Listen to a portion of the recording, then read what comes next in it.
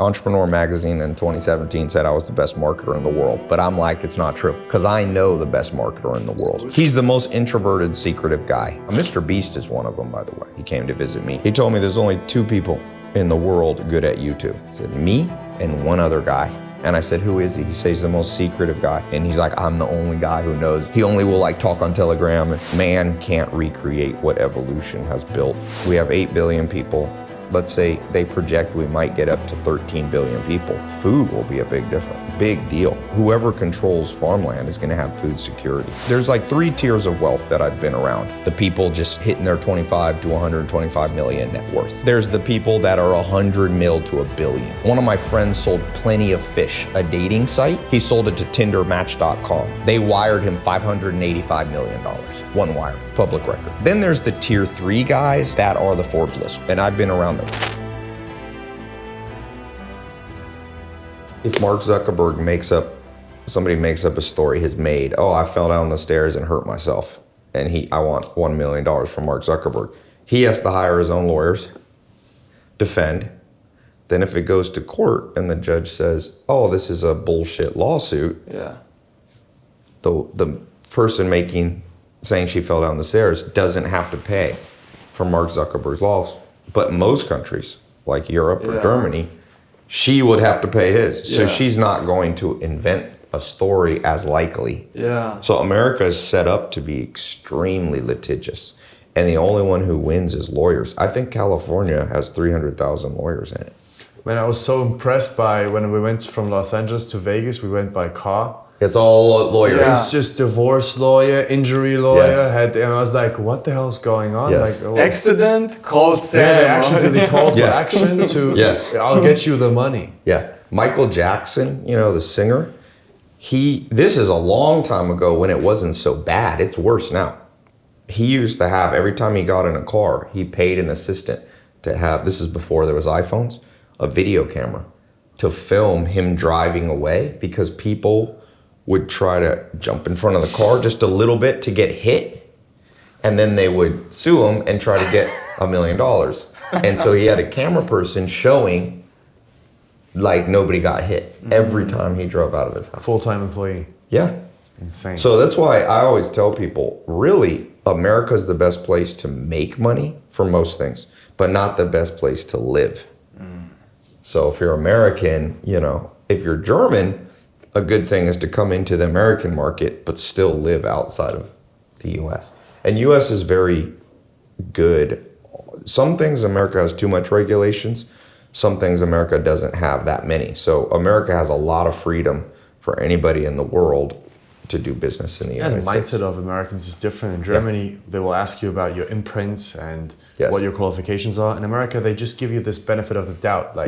Whatever you say, I might believe you at first, and then we'll see. Yes. In Germany, it's do you have the paperwork? You have the imprint. Who's your lawyer? So that's different. Yeah, America has, I was born in America, and what I believe is you go to every country that you like and you find the best part of it.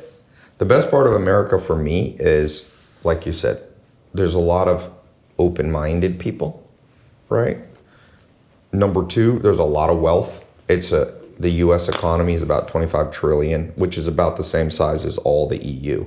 So the world, I think, is about 100 trillion. America's 25% of the whole GDP of the world in one place. And the customers, if you're a new business, they're more willing to buy from new people. Like in Germany, new company, vendor, customers are like, you're new. America, people are like, you're new. Maybe you know something that different. The old company don't know.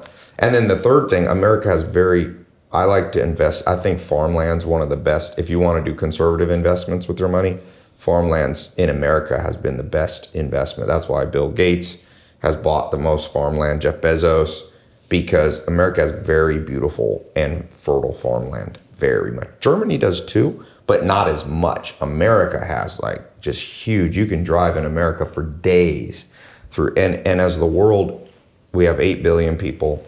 Let's say they project we might get up to 13 billion people. Food will be a big deal. Whoever controls the food supply, in Sweden, I also live in Scandinavia. They've now stopped. The Chinese have been buying up farmland all around the world. And Scandinavia stopped letting them, but America's still letting China buy. But whoever controls farmland is going to have food security. Because making food, a lot of people think you're going to be able to make food in a laboratory. It's not as healthy for you. Man can't recreate what evolution has built, or what has evolved in terms of food. So even hydroponics, where you're growing tomatoes in water with nutrients, is not as healthy as a tomato growing in the soil. So whoever controls farmland, and America is a very good place for farmland. And it's actually not as expensive. In 2009, I did a Zoom call with all these rich Americans, and I was in the most fertile part of the world. It's in the middle of Illinois, where Chicago is considered the most fertile county area in the whole world. And I was like, you can buy this farmland for $9,000 an acre. Now it's like $25,000 in 5 years, because look how food prices have gone up in grocery stores. I mean, it's crazy. I don't know if have they gone up in Germany? They have, yeah. Yeah, definitely.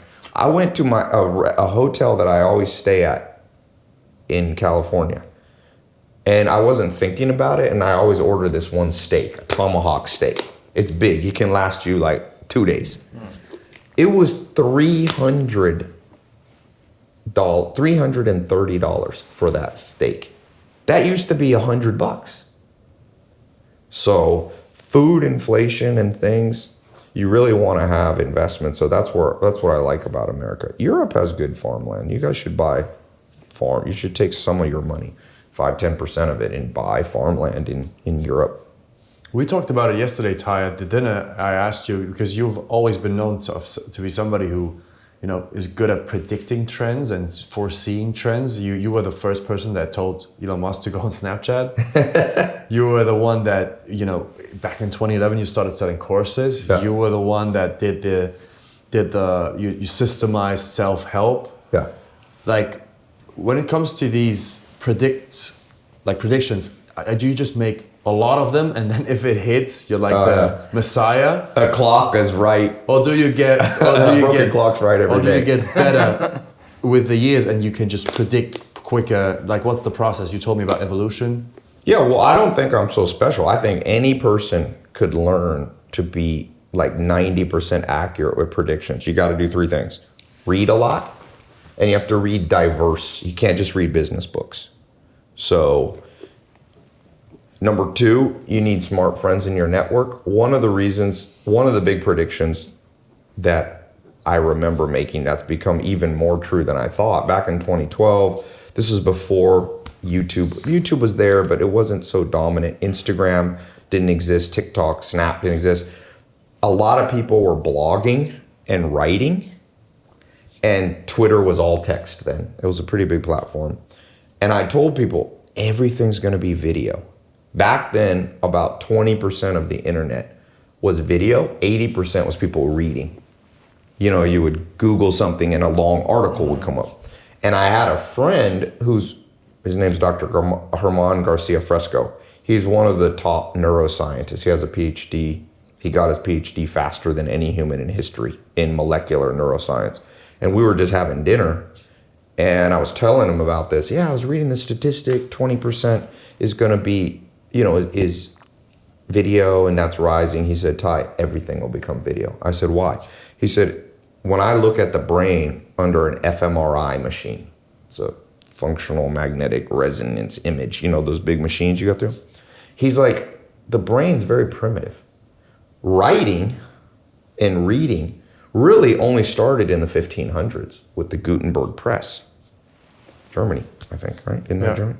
And so it's not, our DNA isn't built to read. The way we used to learn was, we were in a tribe, and your grandfather, if you were a boy, would pick up a spear and be like, this is how you kill a lion. You come under the neck, and he would show it visually, like a video. So he said everything. So I started telling people 2012, 2013, I was like, make videos. There was I wasn't the first person, but I was the first person really saying, and now it's, a few years ago, it was 80% of the internet was video. Now it's probably 95%. I mean, look at Instagram. It switched to Reels. Even pictures are not as good. See, in 2012, it was pictures. like Instagram was like pictures, 0 videos or very little videos. So, but pictures are still, that's not in our DNA to just look at it, an image that doesn't move.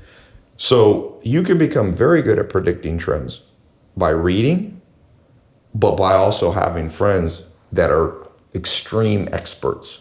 This friend, Dr. Fresco, had spent 18 years in a laboratory looking at the human brain. And then the third thing is travel. I travel. So, you know, I'm here with you and your group that's mostly Germans.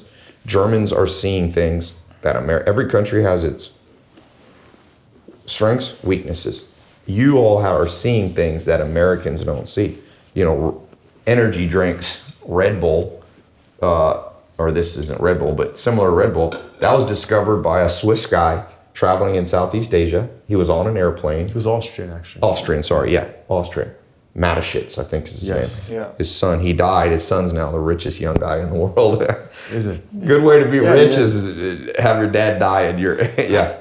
He's one of the richest. There's 5 people under age 30 that are self-made billionaires. There's only 5 under 30. Would you consider Kylie Jenner self-made? Yeah, she's considered, Forbes considers her. And would you consider her self-made? I would say, I mean, look, nobody's totally self-made. Part of the reason you two are wealthy is because you have a high IQ, for sure. If you had lower IQ, you would not accomplish, and that's not anything. You were just born that way. It's a little bit of luck. So all wealth has some luck. So the Kardashians, you could look at Kylie Jenner and say, no, she's not self-made. But at the end of the day, Elon Musk isn't self-made in the sense that he was born. My guess is he has probably 150 IQ. What did he do to deserve 150 IQ? Almost all of IQ is at birth. Something like, I think that it's called the heritability coefficient, which is, so the heritability score is almost 0.8 for IQ. That means if there's 1,000 people in a room, I can explain their IQ, 80% of it, by who their parents were. Its height is similar. So I think Kylie Jenner is not 100% self-made, but I'm not a hater. I don't understand a lot of people. You know, I've never been much of a hater. When I see somebody, for me, I think of myself like Robin Hood. You know the story of Robin Hood? Steal from the rich, give to the poor? Yeah, so when I see the Kardashians, instead of me trying to psychoanalyze what's wrong with them, which I can do, what's not admirable about them, what do I gain by that? I'm trying to find the one piece of gold in their behavior. They're rich in that area. I take it, I put it in my brain. I'm Robin Hood for myself. So when I look at Kylie Jenner, sure, her mom, I've met her mom. She's very brilliant. But those daughters, there's no way. They inherited the IQ of their mom, and their dad was one of the most famous lawyers in the world. So the odds are the Kardashians are smart. They're not 100% self-made. But you know what? I'll tell you something. Each of those women could have been rebellious and said, I don't want to be part of a family. I want to be my own person. That happens in music a lot. Happened to the brother. Happened to the brother, but it happens in music a lot. Think about the Michael Jackson. You had Michael Jackson and he had the Jackson 5. The other brothers got jealous of him and said, well, and he ended up going on his own, made all the money. So even though Kylie Jenner didn't come up with everything, she was smart enough to stick with the tribe. Tribes are very powerful, more than individuals. Families create way more wealth than individuals. If you have a smart family, a lot of people say don't do business with family. There's no scientific evidence this is true. In fact, the evidence is the other way. For example, if you look at the longest running businesses in the world, one of my mentors used to tell me this, Alan Nation. He said, go to France. The only businesses that are still around from the 1500s are restaurants. There's a famous restaurant. You go in there, it's been passed down by family. Military and family are the only thing that lasts more than about 200 years. The largest corporation in America, the only corporation that lasted for over 100 years on the Dow Jones Industrial Average, that's the index in the stock market, was a company called General Electric. It was started by Thomas Edison in I think around 1870s, 1880s.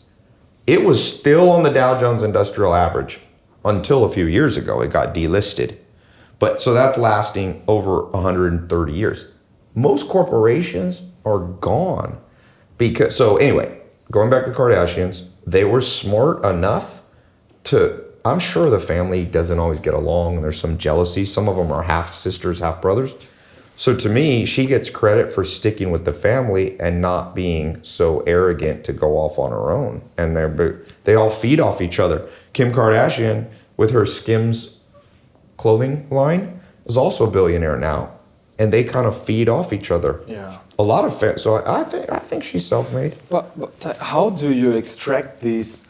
You mentioned that the golden things. Golden nugget. Yeah. Yeah. How do you extract these, and how do you learn? Right. In detail. I think you have to, first off, like I said, don't be a hater, because all humans. What's the German word when you Schadenfreude? Schadenfreude. Yeah, when you're happy that the other person took damage. That's a bad thing about Germany. I love a lot of things about Germany.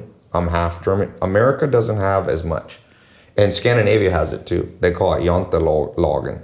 It means the law of Janta. And Australia calls it tall poppy, like grass. If somebody tries to get too high, knock them down. Some of that is good. America is a little bit too arrogant, golden toilets and all this wacky stuff, okay? But Schadenfreude will keep you from catching golden nuggets. Because there's not one person you can name that's a hero that I can't destroy. Name some. I mean, I don't even know if I want to do it on camera. There's not one person. And also, I have one. Okay. Muhammad Ali.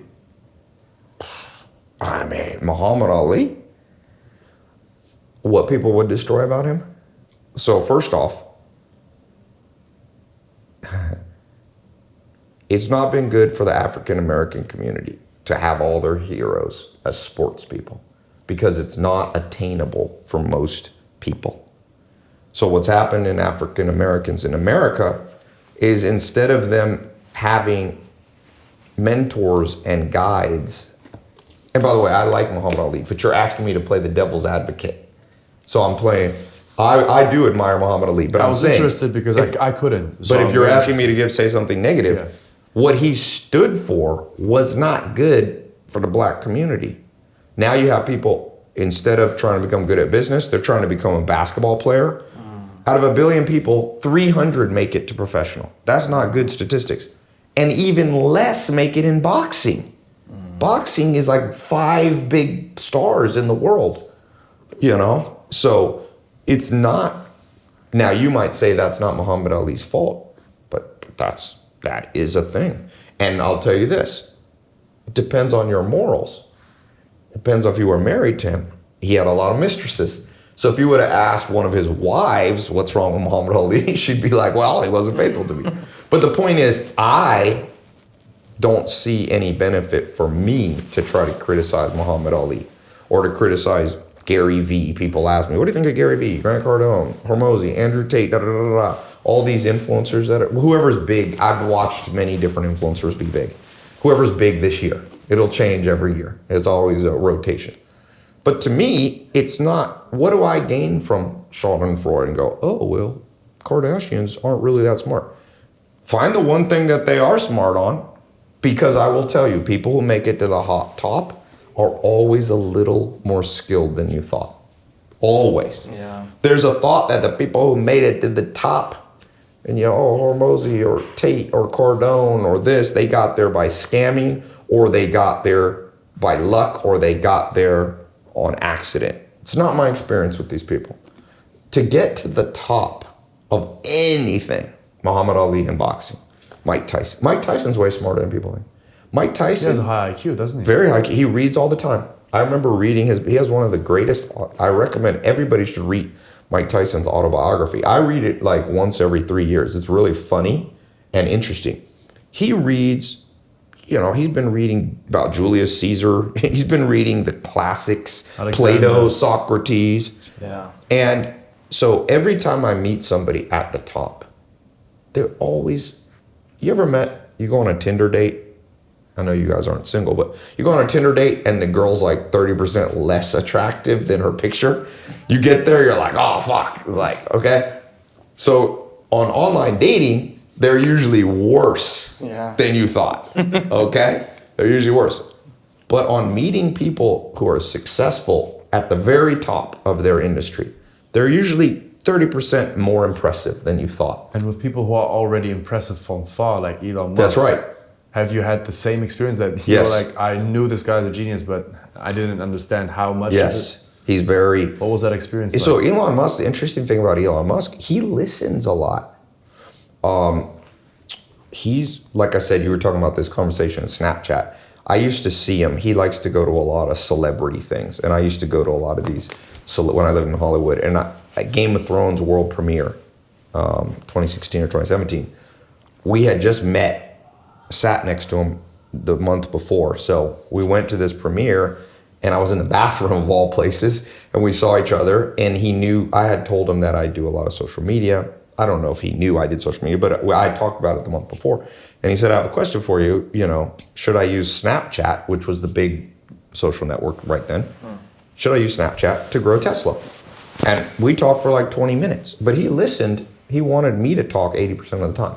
Now at the end, he's like, I don't agree with you. I don't think I need social media because a good product will sell itself. I used to tell... That's what he said. Oh yeah. For 5 years, I told everybody I got shot down by Elon Musk. He proved me wrong, but I turned out to be right on this one. No offense, I don't think I'm smarter than Elon, definitely not a better businessman, but on this one little thing I'll take to my grave, he reversed course and bought Twitter, not just, I agree he might have bought it for free speech. Trust me, he's smart enough, he bought it for more than one reason. You don't pay $44 billion just to save the world. I don't believe it, okay? And I'm sure that was one of his reasons, but also, when did he become the richest? If you own a publicly traded stock, like Tesla, part of the reason it went to 1 trillion market cap, more valuable than the next 5 car companies, Ford, which has been in business over 100 years. Ford, GMC, Mercedes, BMW, more valuable than all those combined is because he owns a platform and he realized the power of social media. 5% of the world logs into Snapchat every day, 400 million people. So active daily users matters. So anyway, but yes, Elon Musk is impressive because he listens. That's an interesting thing. I was a nobody compared to him. And he's asking me my opinion. That's impressive.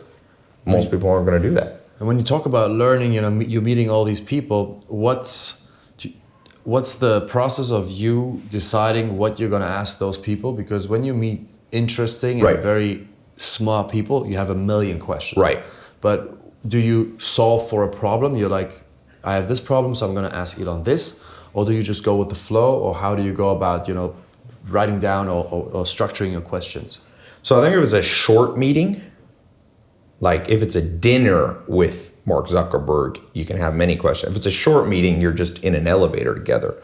I would ask them things that are highly interesting to him. So for example, if I met Mark Zuckerberg in an elevator and I had 60 seconds, I would talk about jiu-jitsu because I know he's all interested in martial arts right now. Get him talking about things he loves. Mm-hmm. I would not ask him about things relevant to me because odds are he's going to just try to get out of the elevator fast. But if I talk to him about, I do jiu-jitsu because I've been doing jiu-jitsu for more than 10 years. If I said, I do Brazilian jiu-jitsu, where'd you start? I bet you when he got out of the elevator, he'd stay another minute or two because he loves it.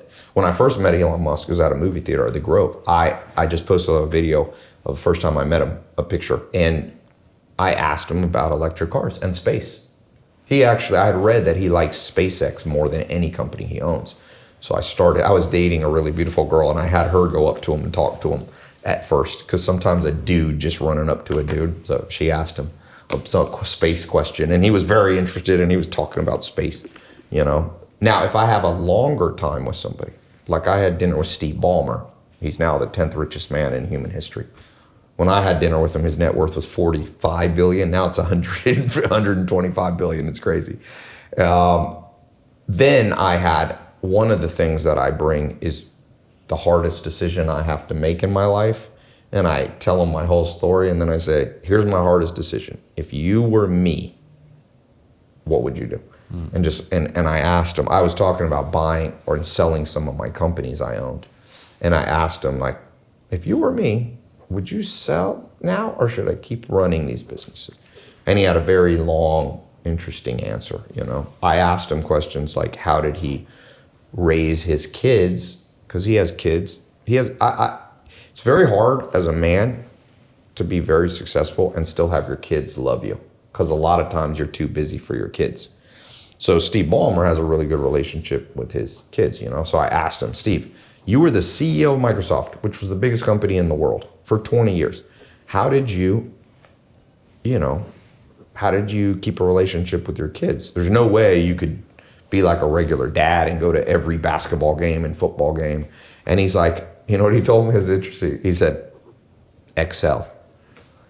I was like, what? He's like, I created a ratios of my month. And I was like, I can't go to every one of my child's football games, but I can go to 33% of them. And he had it all mapped out. It was very smart. And by the way, he's like, and also we invented Excel. I thought that was pretty cool. He invented Excel, him and Bill Gates, you know. I think they competed with Lotus, so what I learned from him is the only way as a very busy entrepreneur you can juggle your life correctly is math. Just math.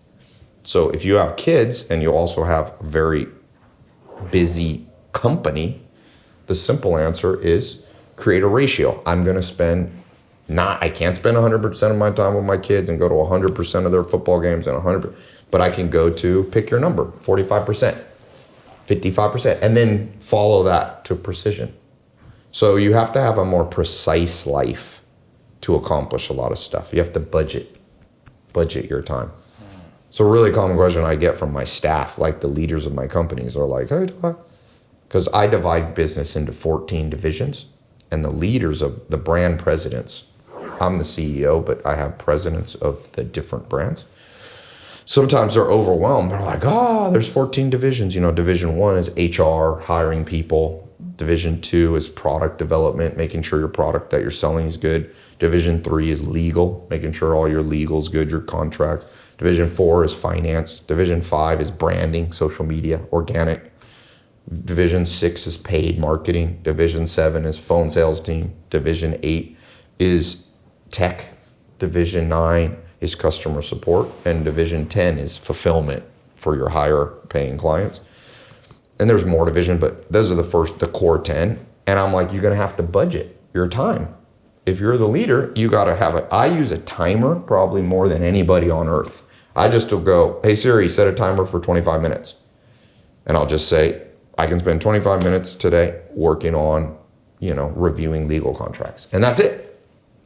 What most people do is whatever they like the most, let's say they like marketing, they spend all 8 hours on their marketing, which is fine, but not if you're the leader. Leaders have to do lots of stuff. That's why you're a leader. That's what Hormozi said. You remember when we were in Vegas? And there was this guy who's good at sales, and he asked Hormozi a question about sales. He's like, wait a minute, what's your closing rate? He said 80%. He's like, why the hell are you asking me a question about sales? You're good at it. You're talking about it because you're good at it and you want to talk about it. You should be asking me about HR, leadership, getting out of sales. That's right. Yeah. Well, I don't know if I would say getting out of sales, but I agree with that concept that you're only as strong as your weakest thing. Now, there's a flip side argument to this too, though. That's what I teach my leaders. If there's 10 divisions, do not divide your day in 10 equal parts. So if that guy worked for me and he was leading a brand and his strength, his superpower was sales, I would say, I want you to spend 80% of your day on sales. Then the other 9 divisions of business is only 20%. So let's say he's working 8 hours a day. 20% of that is about an hour and a half. I'd be like, I just want you to set a timer for 15 minutes, check up on HR, check up on product, check up on legal, but you have to be careful. That this is a very complex conversation because I think both extremes are a mistake. So I don't know, I didn't hear what Hormozi said. I wouldn't agree with you don't need to do sales. I would say you need to mostly do sales, but you're gonna have to budget time to touch other things I call it touch many things lightly. But Peter Drucker, who's probably the most respected business professor of all time, or at least of the last 50 years. He said, he wrote a really good book. It's this big. Everybody should read it. On my tailopez.com/books is my free recommended books. tailopez.com/books. The first book is Peter Drucker's book called Managing Oneself. Everybody should read it. It's like 30 pages. He says, if you ask most people what they're good at, most people are wrong. If you ask people what they're weak at, even then more people are wrong than right. But you can only build on strength. So one thing, I have certain leaders that are naturally bad at phone sales, for example. I don't want them to try to become masters of sales. I'm a big believer, do what comes natural. But if you lead, you will have to be, the way I think about it is math, 1 to 10 scale. You can only be a 10 out of 10 on like one of the 10 divisions, one of the 14 divisions of business. Nobody can be a 10 at 3 things. It's very Leonardo da Vinci. It's so rare that somebody's good, a master of like 5 things, that we remember them in history. Leonardo da Vinci was an artist, an engineer, all these things. You're never going to hire a Leonardo da Vinci, right? If you do, make him your business partner. Don't have him. So I want people to be spending the majority of their day, 60 to 80%, on the one thing they have a chance to be a 9 or a 10 out of 10 on. So you cannot build off your weakness. And that's very dangerous, because I see other people being like, oh, you got to get good at everything. Never. It's not possible. But I see the other extreme, which is, you don't have to do, I'll tell you a dangerous one. Oh, you can just hire everything you're weak at. That is also pretty dangerous lie. Why? Never think you don't have to check on your accountants. If you guys own your business, right?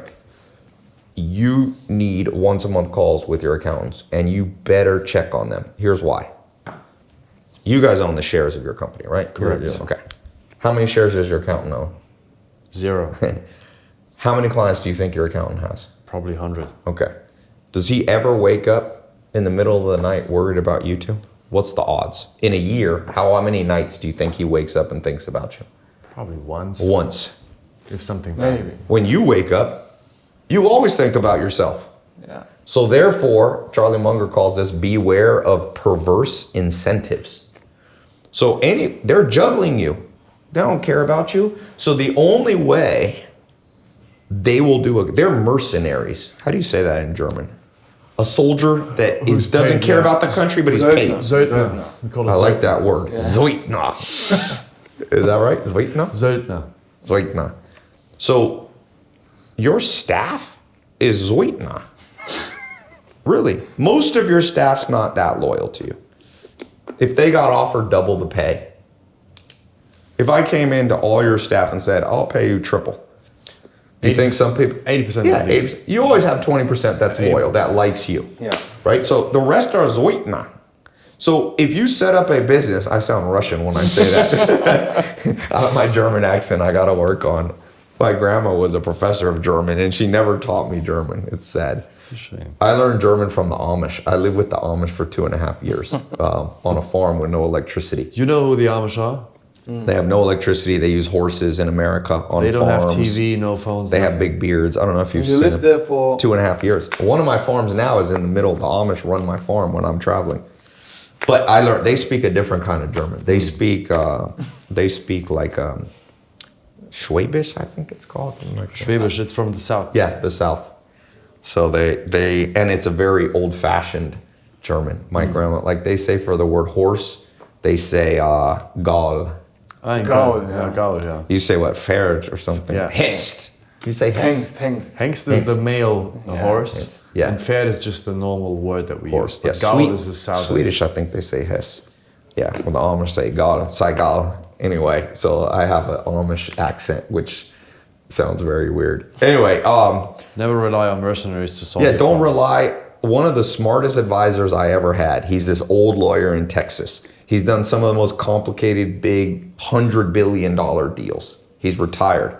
And I was talking to him last year on a phone call. And at the end, he was giving me all this. I was doing something very complicated, most complicated of my life. And I caught a hold of him, found him. And at the very end, he said, at the end of all my advice, I have one more piece of advice for you. I said, okay. Never trust advisors. I said, wait, you're an advisor giving me the advice to never trust you. And he said what I just said. He said, Tai, we had this phone call. In the next 365 days, how many days do you think I'm going to wake up and think about you? 1 or 0. He said, you think about yourself every day. So listen to advisors, but look over their shoulder. I've done the thing where, I'm not good at accounting, so I'm just going to hire the best accountant, and he handles it. This is for morons. No Forbes list billionaire acts that way. You can see it. There's one of the best business books ever is Sam Walton's book. It's called Born in America. Yeah, the founder of Walmart. One. Yeah. Jeff Bezos said he read it so many times. It was like his mentor was Sam Walton. The pages would all fall out, and he'd tape them. People at Amazon remember Jeff Bezos walking around with this book, and the pages would fall out because he'd read it 100 times. Sam Walton said, the only proper management style, no, don't micromanage, where you like sit there for 8 hours with the accountant and say, no, that's micromanage, that's too much. Don't zero management, that's what most entrepreneurs do. They check their accounting once a year when tax time. He said, look over the shoulder. But what if you are growing a business, there are always coming like new things you have to learn, or like marketing or branding, or I don't know, HR or finance, whatever. What if you are really weak or have no plan, no competence in this area? You think you should learn and then hire the people for it? Or, yes. Okay. You can't delegate what you don't know. So I'll tell you a story. Probably the best marketer in the world, people always try to argue. Entrepreneur Magazine in 2017 said I was the best marketer in the world, but I'm like, it's not true. Because I know the best marketer in the world. Who is it? It's this guy, I won't say his name is Ryan's his first name, but he's the most introverted, secretive guy in the world. Now, Mr. Beast is one of them, by the way. Mr. Beast, he came to visit me. You know what's interesting about Mr. Beast? He told me there's only 2 people in the world good at YouTube. So I said, me and one other guy. And I said, who is he? He says he's the most secretive guy.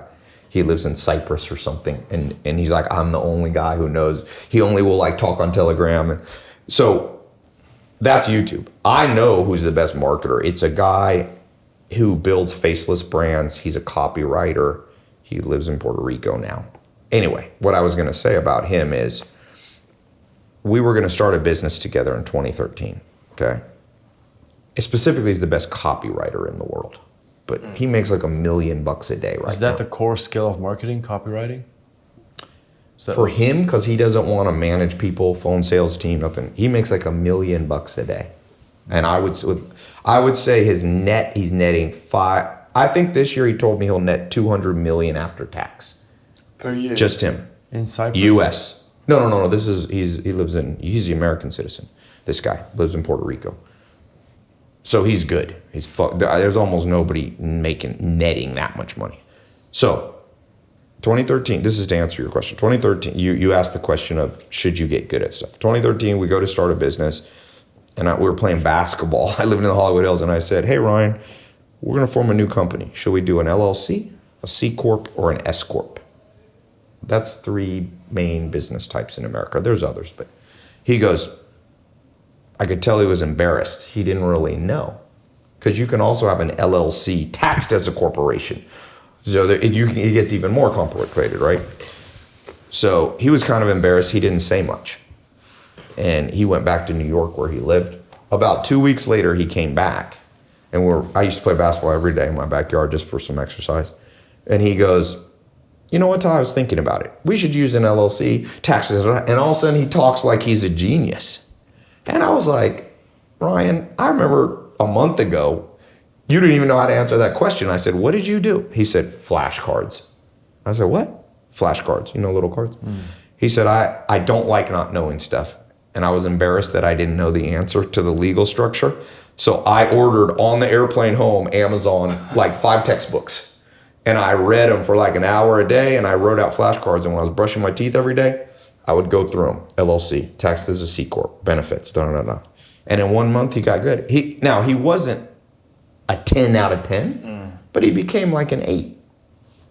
So you, as business owners, if you want to be a mogul, you know what a mogul is? A mogul is like someone who owns an empire. Like you guys are becoming mogul. It's like a baller, powerful business person. You will have to be an 8 at all 14 divisions of business. And then you can be a 9 or 10 at one. If we have 2 founders, one and we split it? No. That won't work? Both have to. No. The problem, you would think you could. The problem is the advantage of 2 people working together is if you're both 8s, that'll equal like a 10. I agree with that. People ask us all the time, what's the secret? Is it you do sales and he does the marketing? I was like, no, we're both good at sales. Yes. We're both equally good at marketing, and we're both equally good at leading. Yeah. So everybody's selling, everybody's leading, everybody's marketing, and he gives a good idea and I make it a little better, and then he comes back next day, makes it a little better. It's not like one person does one thing, the other. Yeah. We usually see that fails, especially if it's 2 owners. One does sales and the other does the rest. The sales guy will try to get rid of this guy because he can outsource all the marketing. That's true. What you can do is one person, if they're slightly better, what I would do there is they spend a little bit more. Like let's say you're better at sales and you're better at marketing. Maybe you spend a little more time on that, but you need to be over there too. Yeah. That's correct. Yeah, we have made the same experience with our clients. When one is extremely good at this and the other one lacks their skill, but he's also all right with his, he gets rid of him immediately. Like once they start making money, he's like, what do I need you for? Exactly. This was also a big advantage in our market. Yeah, we crashed nearly every competition because of we were 2 doing sales, account management, and everything else. So it was a big advantage. 2, it's, in warfare, one of my mentors, Dr. Buss, we were talking about in warfare among humans in the last 10,000 years, or among chimpanzees, either one, similar species. I mean, we're very related. We're like 98% related to chimpanzees and gorillas. You know what the predictor of who wins? So if you show up with 5 big gorillas that are bigger than the other 5 gorillas, you would think the bigger one wins. But the best is just numbers. So 20 teeny chimpanzees beat 5 big gorillas. So actually, and you see this in street fights, in real life. My friend, one of the guys, Big Rome, who you see in my social media, I bring him out with me. He's a big, huge guy. He's like 210 centimeters, 150 kilos. He used to do security for Biggie, Biggie and Tupac. Yeah. And there's a guy in America who just went to prison, a rapper, okay? He was part of like Snoop Dogg and Dr. Dre. Anyway, this guy used to come to a club with 60 gang members with him, a rapper. And Rome was like, he's like, we'd have 2 police officers with us and like 5 big bouncers. Those guys would just walk right past us. It's like 60 dudes. They don't have to be big. Yeah. They could be 165 centimeters. What are you going to do against 60 guys? It's like little chimpanzees jumping on big gorillas. You can't win. So in business, when you look, there's a book on this you should read called Working Together. That's the name of it. It's by the former CEO of Disney, Michael Eisner, one of the most famous leaders of all time in business. It's not the current one, right? Because the current one is totally different guy. Having his stock tanked, right? Yeah. This is Michael Eisner retired 20 years ago. Working together. Together. He goes through all the case studies of how almost always the wealthiest people in the world weren't solo entrepreneurs. The Google founders, 2 guys, Sergey Brin, I forget the other guy's name for a second. 2 guys, Warren Buffett and Charlie Munger, best investment company of all time. Highest return on investment when you look at risk. They did like 18% return on investment for 50 years. That's insane. Nobody's ever done that, If you look at, you look at someone like Mark Zuckerberg, he had Sheryl Sandberg. He had Apple. Yeah, Apple, you had Steve Jobs and Wozniak. Very important. And Tim Cook. 3 guys. And the Bill Gates. Johnny Ive, isn't it? Yeah, but Bill Gates, Balmer, and Paul Allen, 3 guys. And if you look, people say, what about Elon Musk? I'm like, well, Elon Musk for sure. He is even a more example of that. When Elon Musk, so he built his first company, sold it for 30 million. That was a smaller deal for him. Then his big breakthrough for Elon Musk was PayPal. And he didn't start PayPal. He joined Peter Thiel. He merged in his ex-company with Peter Thiel. But there was something called the PayPal Mafia. Look at the picture. Have you ever seen a picture of the PayPal Mafia? These are guys who all basically, they didn't live together, but there's 23 people. Elon Musk was one of them. He was part of a gang of 23. Every one of those, I know one of them, Ken Howery, is a friend of mine. Ken Howery, every one of them basically became billionaires. 2 of them started YouTube. 1 of them started LinkedIn. 1 of them started Yelp. 2 of them started Palantir. 2 of them started Founders Fund, the second biggest VC fund in history, Ken Howery and Peter Thiel. So Elon Musk, that was, and then he sold that for 130 million, and then he built his real beginning of his wealth. Over 100 million liquid is. Wait, one more time. So the PayPal Mafia, out of that, LinkedIn, YouTube? LinkedIn, Reid Hoffman came out of there. The 2 co-founders of YouTube were in the PayPal Mafia. These guys were all hanging around. You know how you're hanging around at this mastermind? But imagine for years, it's Elon Musk, Ken Howery. Peter Thiel is one of the smartest humans on earth. It's an insane. So Elon Musk is not a story of some dude just locking himself in the room, having no networking. No, he had a mastermind. The first mastermind is PayPal Mafia. These guys are Ken Howery and Peter Thiel. They went on to form the biggest VC fund. They funded Airbnb, WeWork, everything big you see now. That's 2 of the guys in the PayPal Mafia. I can't even remember. They've started most of the big tech companies now come from those 23 people. I mean, YouTube. So, YouTube is the dominant force, the second biggest search engine in the world. So, and even look at ChatGPT. Who was on the ChatGPT? Sam Altman is going to be the next Elon Musk, maybe the next richest man in the world. He controls ChatGPT. It's a big deal. You know, ChatGPT was trying to raise $7 trillion. That was his raise. $1 trillion. Didn't quite pull it up. Can you imagine? Nobody's ever raising 100 billion is insanity. He was trying to raise 1,000 billion, 7,000 billion. I wouldn't have believed it, but I saw an interview with Mark Zuckerberg saying it. So Sam Altman, guess who started ChatGPT with him? Elon Musk. So Sam Altman wasn't this solo entrepreneur. So that's why I said the myth, going back to this people working together, if you can figure out to work together. Because sometimes you have a lot of egos with smart people. But if you can figure it out, you're much more powerful than if you can only work alone. Do you have partners? Yeah, I've had 14 business partners in my career. Luckily, I'm friends with all 14 still. Are you still making business with them? Some we exited, we sold. My first business partner was when I was a teenager. He's my first mentor, Joel Salatin. I bought a farm near where he lives. We still do business.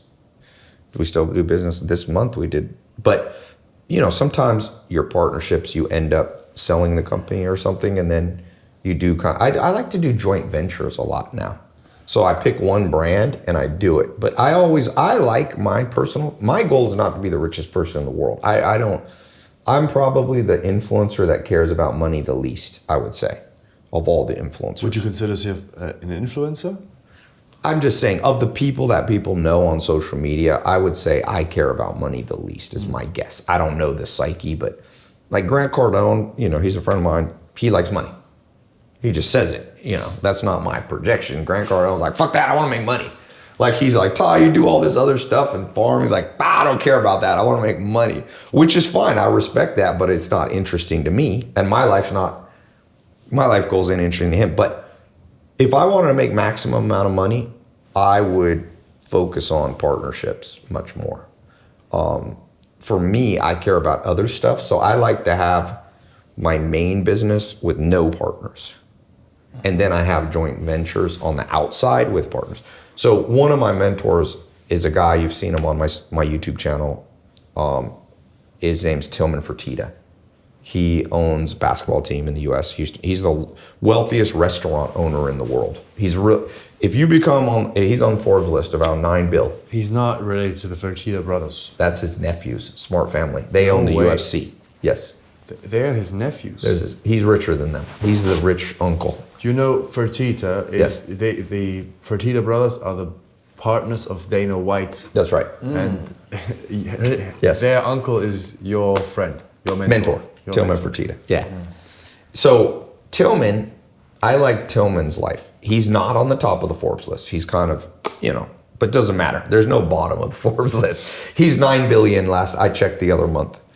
So he told me last time I was there with him, I recorded a video. I don't know if I put the whole thing on video, but one thing he said was, there's richer people than me, but I'm the richest person in America with no business partners and no accountability to any shareholders. Elon Musk has shareholders. He owns a publicly traded Tesla. Millions of people owe the stock. That means millions of people can sue you. Tillman Fertitta, he can make any decision he wants. He could make a decision that destroys the company. He owns all the shares. So I like Tillman. I'd rather be on the bottom, but own the whole, because it's maximum freedom. Elon Musk got a deal. Zuckerberg got a deal with lawsuits. Bill Gates, they went to antitrust. Rockefeller went through Rockefeller was the richest man in the world. You never want to be Rockefeller. You want to be Carnegie. Carnegie had the best life. Never worked more. Once he became about 30, he never worked more than 2 hours a day. He checked every day on his business, look over the shoulder. He wasn't like entrepreneurs that say, oh, I'm going to delegate. He checked every day, but he ran his whole business and was worth 400 billion. Rockefeller, got sued all the time. What we call antitrust laws in America. Antitrust is specifically attacking Rockefeller, who owned the Standard Oil Trust. So, Rockefeller had so much stress in his 50s, all his hair fell out. You should read the book Titan. It's the best book on Rockefeller, Titan. And he says, all the money I've made has not compensated me for the stress that I went through. So for me, B. Tillman Fertitta, $9 billion, it's $9,000 million. He's real wealthy. I was like, Tillman, when are you going to be in Europe? He's like, oh, I'll be in Europe. I said, I'm going to Europe. I'll meet you. I was like, can I meet you in Europe? And he's like, yeah, I'm going to be in Europe and take my yacht. He has like a super yacht. You can Google his, not a one of the ones that rolls into Cannes that everybody be like, what? Who is this guy? And I was like, oh, how long does it take you to get to France? He's like, oh, I don't have time for that. I send it there empty. So it's waiting for me when I get there. He got 2 big jets. He don't charter them out. He's wealthy. But my point is, you can try to be at the top of the Forbes list, but you don't have a better life. Yeah. All you have is ego to say you're at the top, But when you say, this is also a topic Tareq and me are always talking about. So when you say net worth 9 billion, what does that exactly mean? Oops, sorry. That's the timer you set. No. I don't even know why that's going off. So 9 billion's his Forbes. He owns 600 restaurants.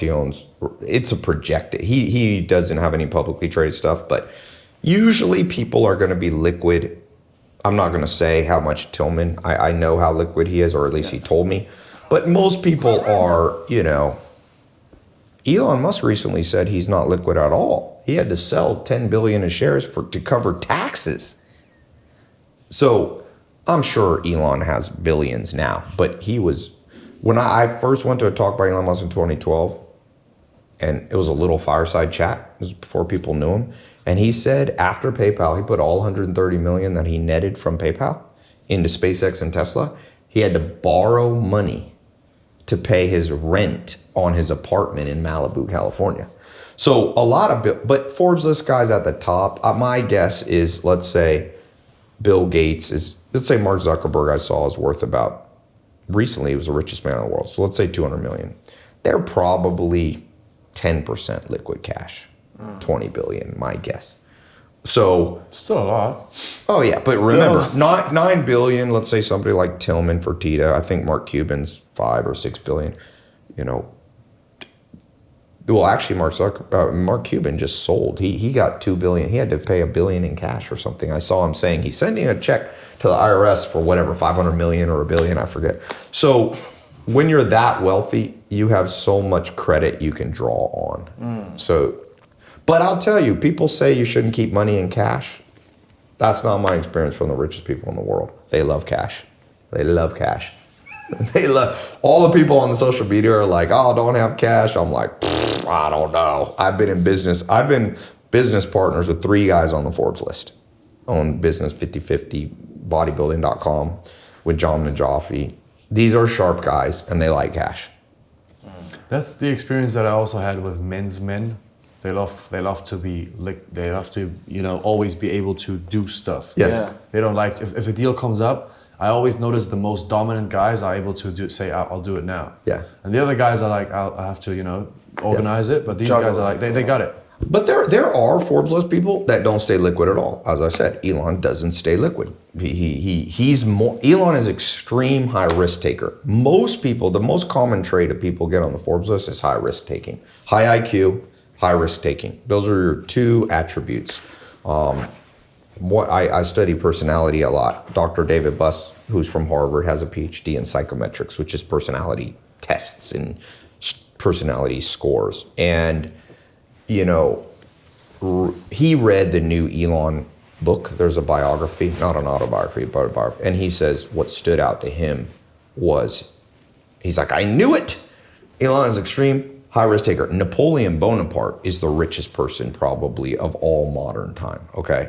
Richer than Putin, richer than anybody. Napoleon Bonaparte, we're here in France, so it's appropriate. He, at one point, before his downfall, controlled all of Europe.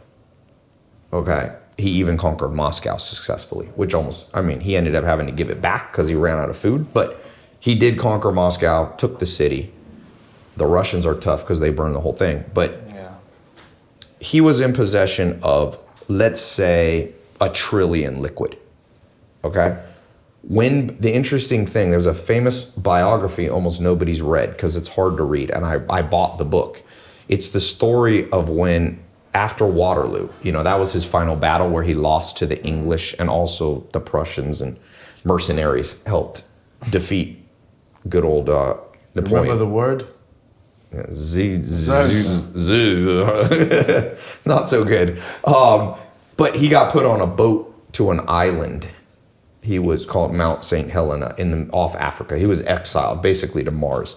On that boat, a man spent time with him and wrote a famous personality biography. And Napoleon gambled. They started with like $2 or something. And he gambled all the time. And he made it up to like $100,000. I forget that, but crazy money. And he gambled it all on one hand and lost it all before they landed. So that's the other thing about becoming ultra wealthy is it's called the winner's paradox. We only see the people who were crazy gamblers and made it to the Forbes list, but there's a whole graveyard of people, and including Napoleon. So I think that's why, for me, what I like about Tillman Fertitta's strategy is he's very wealthy. There's nothing he can't have. Once you're over $1 billion, there's nothing you can't. Even over 100 million, there's nothing you can't. Name something you can't have with 100 million. Maybe you can't have a sports team. Over $1 billion. Jeff Bezos' yacht. Yeah, but I'm saying you can still have a yacht. Yeah, of course. There's not that much marginal difference. Besides ego, there's no marginal difference between a $100 million, a 50 million yacht and 500 million. That's true. It is pretty equally impressive. You can go, now, a $50,000 sailboat is not like a yacht. So I had a friend who plays pro basketball, and he had a choice to go change teams to win a championship. He's made his name is Chris Paul. He's made over $300 million playing basketball. Plus he has a Nike contract for shoes, and I don't know how much he's made, $500 million. But, we were talking, he's good friends with Jay-Z and all these guys, and we were talking about this. And at some point, LeBron James, money loses utility. But anyway, what I was saying is, I like the life of Tillman. Less risk, less confusion, less lawsuits. So for me, since I'm not optimizing to be at the top, I don't even think you really want to be on the Forbes list. I think it's a huge problem. If you look at Mark Zuckerberg, he did a public filing of his security expenses last year. It's $32 million for personal security. $2.5 million a month. So you know what that means? Think deeper. by the way, you asked me how to catch trends. Think deeper. I take that stat and I go a little deeper. So why would you have to pay $2.5 million? I had security at my house with a machine gun for 2 years because I had people go to prison, fans, all this stuff. I had a lot of problems in Beverly Hills. People figured out where I lived. I'd have crazy. So I had a Navy SEAL with a machine gun. I used to put him on my Snapchat. Gun of the day. He'd bring a new gun every day. I had two German Shepherds attack ones from Germany.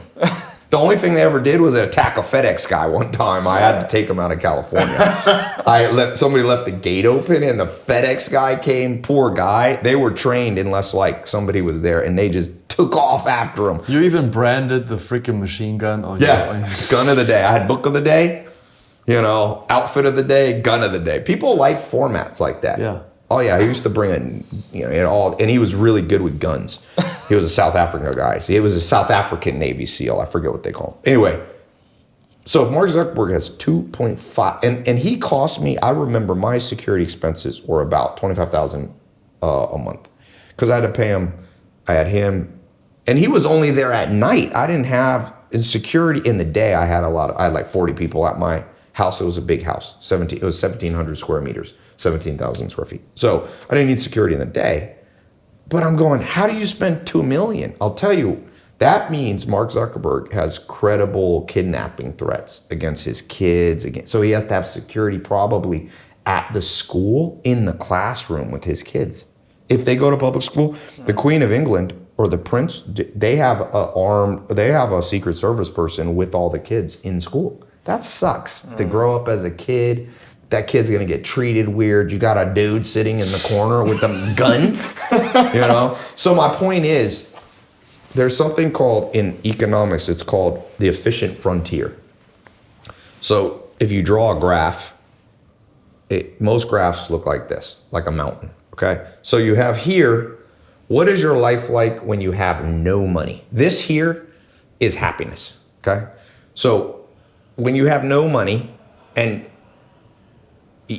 on the graph, you have no happiness. It's low, right?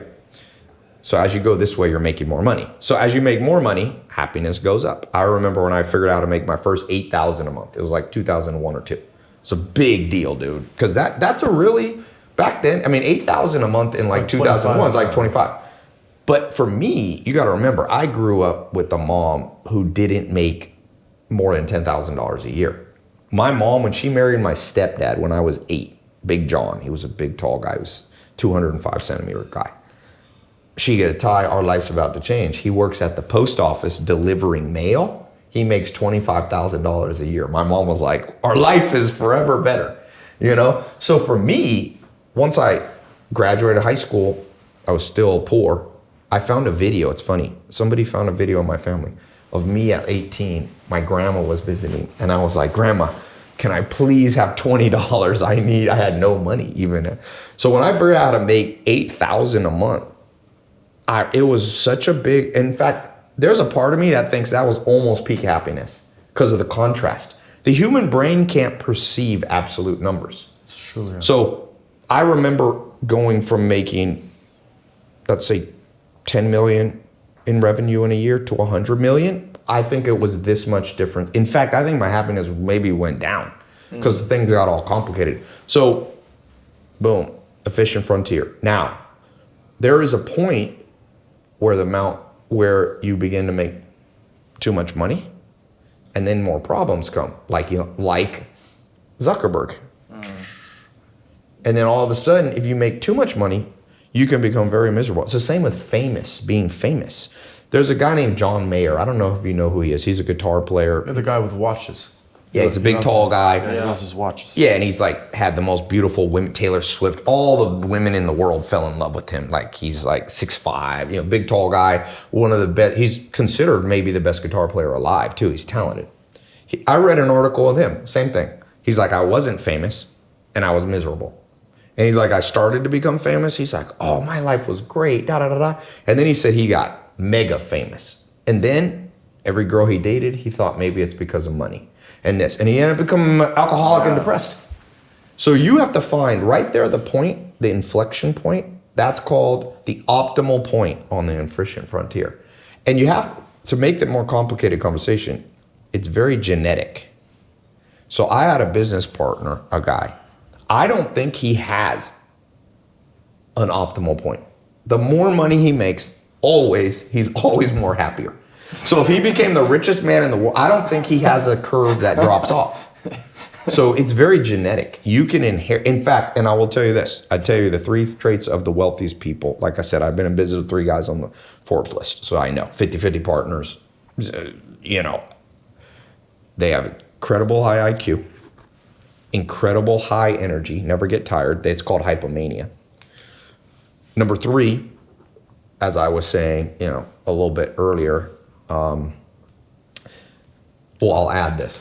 They have hyper greed and then hyper risk taking. Those greed and risk taking go together. But don't ever believe a rich man who tells you they're not in it for the money. Oh my, it's the biggest lie. It's the biggest false flag ever. You ever met somebody? They're like, oh yeah, I'm trying to make billions, but I'm doing it for my legacy, for my children. I'm like, stop this, cut this shit. When the camera's off, I'm like, bro, you're with me. You can't fool me. Don't. Nobody got to the top without loving money.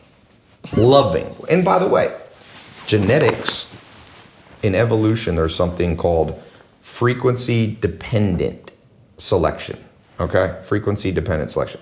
So nature basically disperses probably 25% of people have hyper greed. So you can't even fix it. Those are the people, if they're hyper greedy and you're a risk taker and you have high IQ and high energy, you have a high chance of becoming wealthy. So. What about stress tolerance? Yes, that resilience, but I wouldn't say that's the number 1 dominant trait of wealthy people. It's actually the dominant trait of psychopaths. Like 80% of Navy SEALs are considered clinical psychopaths. Not serial killers, but police officers. Police officers and a lot of fire people, if gunshots go off and you measure their heartbeat, some of them it goes down. Yeah, that's the mark of a psychopath. Like, they get more calm. I was watching that movie. Have you seen that movie about Benghazi, Libya? It's called something 13. It's the story of like the American soldiers that got left in Libya. No. It's a big scandal with Hillary Clinton, Benghazi. But you watch those Navy SEAL guys, it's a movie, so it's acting. You can tell they're very calm under pressure. So billionaires may have that trait, but that's also found in regular people. David, I could talk to you for hours. We can end. No, I don't want to end. Yeah. But we have to shock it to you. But David had some stuff. Yeah. I told him from our conversation last night.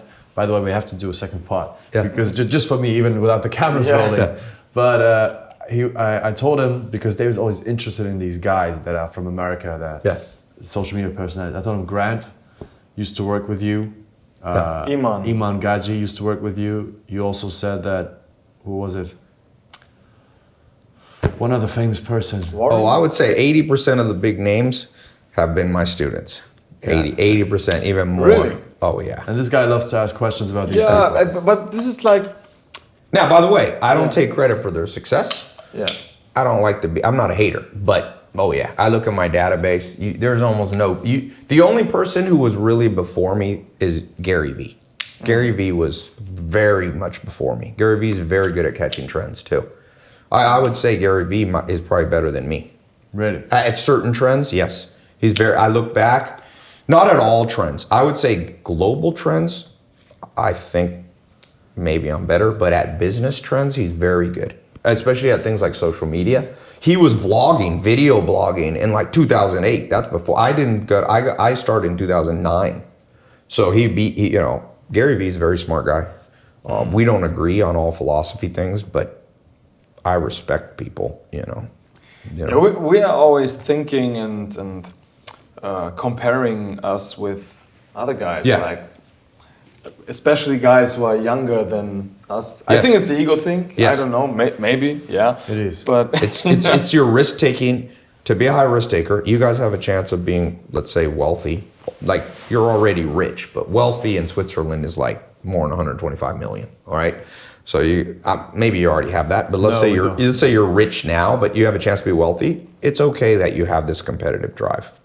Don't try to fix it. Just don't let it get crazy. You see what I'm saying?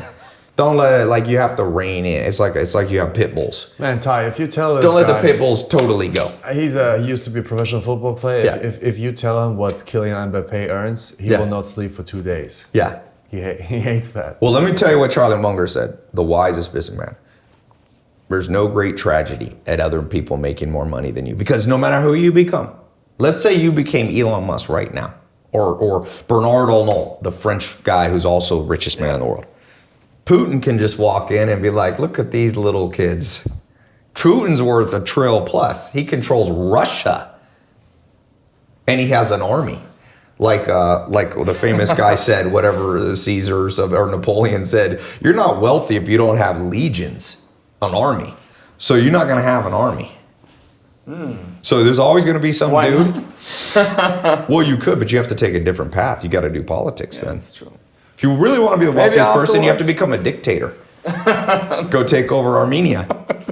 Yeah. But then somebody will be a dictator. Then, look, have you ever seen when Donald Trump walks in the room with the French, what was it, Macron or whatever? And, you know, France is a big country, a lot of wealth. When Trump walks in, he's like, bitch, I own the US military. There's like 20 aircraft carriers in the world. 16 of them are Americans. So you ain't never gonna be more powerful than the president. He's like, you see that little suitcase right there? He's like, I can end human history by pressing a button. So good to keep competitive, but don't let it get too powerful. Or the wolf, the pit bull, comes and bites you. It'll actually destroy you if you're too competitive. So you need to keep the pit bulls are good when they're on your side. They're protecting you.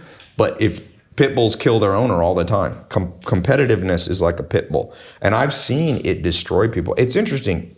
There's like 3 tiers of wealth that I've been around.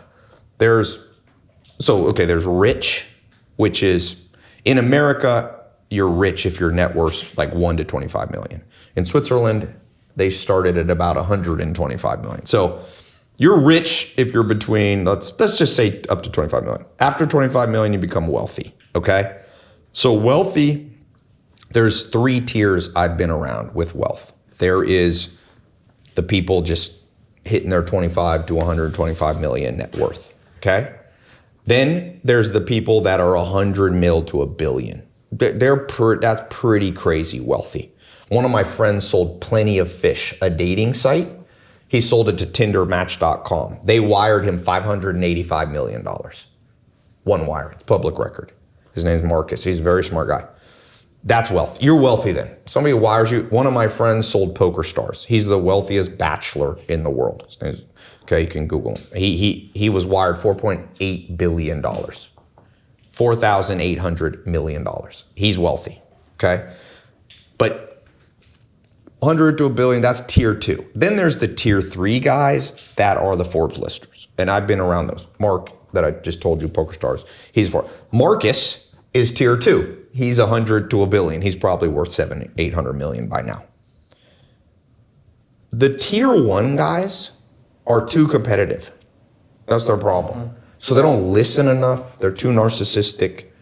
They're not humble enough. And it keeps them stuck at tier 1, 25 to 100 mil net worth. They're too out there. Ego driven. Yeah, like I'll tell you this. So, you know, I bought a company from a guy named Bob Gay. Him and Mitt Romney started Bain Capital. So Bain Capital was like the first BlackRock. Mitt Romney was the one running for president against Obama. Okay. So Bob Gay, very powerful man. He has a family office. I've been in his family office. You know you're wealthy when you have a whole floor of a building managing your money. Not an office, like a floor. I didn't even see the whole thing. It might be 30 to 40 people. Okay, managing his family office. So that guy's very humble if you meet him. He will ask you questions for a long time. Mark Cuban, you know, the Shark Tank. Yeah. Very curious guy. So those tier 2 and 3 people are a little less competitive. They are competitive though, but they're not a 10 out of 10 competitive. They're like an 8 or a 9. You know, you can see that. Bill Gates and Bezos build a slightly larger yacht than each other. there's a little bit of that bullshit going. There's a guy in Las Vegas who built the Venetian, okay, which is, his name's Alderman, I think his name, I forget his name. He built the Venetian Hotel next to the Wynn, Steve Wynn. And he built his 10 feet taller. He got the plans of the Wynn. But you know what? He's not a top of the Forbes list guy. Guys like Steve Ballmer, very humble, curious. They actually ask you questions and they want your opinion. So they're not just asking you to appear humble. They're kind of like Robin Hoods. They're like, maybe that guy knows something I don't know. So just make sure in your competitive that you're, yes, be bothered because somebody's making more. I told you, my friend Ryan's probably making $1 million a day. There's a guy named Craig Clemens in LA, famous copywriter. I think he disclosed his number. He did like 800 mil in his, he does all these supplement and cosmetic business. There's dudes making money you have no idea. You know, so don't get too far. What I like to do is get energized by it. That happens to us. I mean, what drives us really is when I'd say, I speak for the both of us, when we see someone making so much more money than us, it annoys me that I didn't get the information he has earlier. Yeah. Yes. I'm like, why the hell didn't I know what he knows more than me? I have to find out now. Yes. But I'm annoyed that I didn't get the information earlier. Yes. Yeah, you got to kind of use it to humble yourself and be like, you know what? You know, I used to do, when I first started martial arts, I did Shaolin Kung Fu. Before I started doing Brazilian Jiu-Jitsu, this is like 2003. And I had this teacher, his name's Brad Huffman. He was in UFC 1. Isn't that crazy? The first UFC, right? And he was the only American to grow up in the Chinese Shaolin temple because his dad was an ambassador from US to China, okay?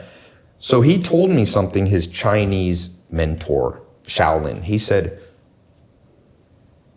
if you're walking down the street in Los Angeles and somebody beats you up, they hurt you, it's your fault. And he said, why? He said, because 10 years ago, you should have started training to be able to defend yourself. So when you see somebody making more money than you, the correct response is go, what did I not do 10 years ago that I should have been doing? And then let me start now. Also, by the way, wealthiest people in the world read a lot. That's a message. That's where I disagree with the most online business influencers. A lot of business influencers were like, Tai says you should read bullshit. First off, I never understand it because all those dudes have their own New York Times best-selling book. I'm like, bitch, you're selling books. Number two, there's no evidence. That's tier one wealth guys. All the tier one wealth guys say you don't need to read. The ones from 25 to 125. You meet Bill Gates Bill Gates is currently the richest man in the world besides Putin. People don't understand. He donated his Microsoft shares to his own charity. You still control the wealth. If he owns half, or he owned over 50% of Microsoft. The market cap's 2.7 trillion. His shares worth 1.2 trillion. He used to go on reading vacations. He would bring he has the only public blog of Bill Gates is my book list. Best investor of all time, Warren Buffett. He says now that he's old, he can't read 800 pages a day anymore. He used to track it. He only reads 500. A day. A day. You see 20 videos where he's like, I read. You look at Jeff Bezos, who was in the last 20 years, the richest guy for the most consistent years has been Bezos. Bezos, what was the first company he started? A fucking book company. Yeah. Now, if you go back in time, Alexander the Great, he used to move his library to the next city that he conquered. So when he arrived, his books were already there. He was mentored by Aristotle. Napoleon said, if you want to be the greatest conqueror of all time, he's like, be sure to read the works. Mike Tyson, maybe the best boxer of all time, reads all the time. So reading, if anybody takes one simple thing away, the way to catch trends, the way to stay humble, the way to learn things that most people aren't going to learn is to learn to read and comprehend very quickly. To be a student forever. Yeah, but specifically books. They're very efficient. Also audiobooks. I'm a huge fan. Audiobooks may be even more biologically and scientifically useful to humans because we're more audio that we evolved to listen to our elders. I love, dude, look, let me show you my audiobooks here.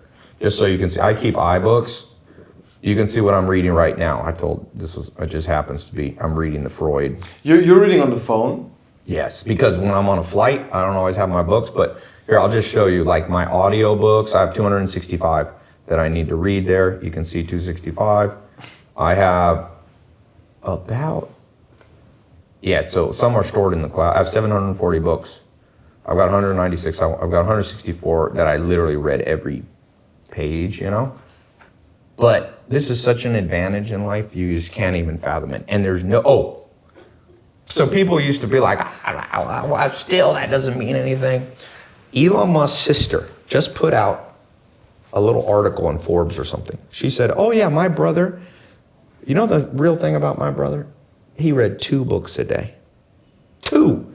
So I did a TEDx talk in 2014. That's when my haters started. I was like, why I read a book a day? People were like, bullshit, why would you read a book a day? Da, da, da. I'm like, I'm an underperformer. Elon reads 2 a day. And if you read his story, he said he was very depressed until he was 12, sorry. And he read a book called The Hitchhiker's Guide to the Galaxy, and it changed his life. It showed him that he could be happy because there was life outside of Earth, and he was depressed about Earth, and that's why he's created SpaceX and wants to do more. One book's change history. Because imagine, you can download the wisdom and skill that took someone 50 years to acquire, like Sam Walton in Born. You can listen to that thing in 4 days. Yeah. So a real practical thing is be a learning machine, use books, whether it's audio, video books. I built a company called MentorBox. We did video summaries. The author would teach their book in like 5 minutes. So, any way, it doesn't have to be a physical book, just any way you can download 50 years of people's experience, right? I just read the Einstein book. It's a Pulitzer Prize winning book. Obviously, I'm not as smart as Einstein. Actually, you know what's crazy? And I'll tell you this, make sure you read the source. So many people, for example, Sigmund Freud, they think he's dumb because their college professor said he's dumb. If you read a Sigmund Freud book, Civilization Discontents, it's for sure, I think, the smartest book ever written. There's nothing smarter than chapter 2 of Civilization is Discontents. It's the most dense, it's the most meaningful words in the least amount of words. And I've read everything from Aristotle, Plato, Socrates, Confucius, But look at this. I'll show you something crazy. Einstein, people say, if you're smart, what do you think, you're an Einstein? I didn't even realize this, stupid school. Einstein wrote a simple book called Relativity, the Special and General Theory. It's a fascinating book. He wrote it in like 1912 or 13. You can actually understand the beginning of space and time just by reading Einstein. So don't be reading what the Amazon algorithm tells you to read. That's just whoever knows how to gamify that. You ever seen these influencers like, New York Times bestseller? I'm like, you know what? There's been projected to be 30 to 100 million books read. I'm like, I'm never going to get to your book because I got 1,000 good books ahead of you. One of them's by Einstein. So read the first sources. Read Nietzsche, read Einstein, read Peter Drucker for business. For business, read Jim Collins. He wrote a series of books called Good to Great, Built to Last. Tremendous books. I would read Charlie Munger. There's a compilation of his best speeches. It's a $150 book. I remember telling people, buy it, and some kid wrote me, this is $150. I said, bitch, there's more information in that. I said, sell all your designer label clothes and go buy that book.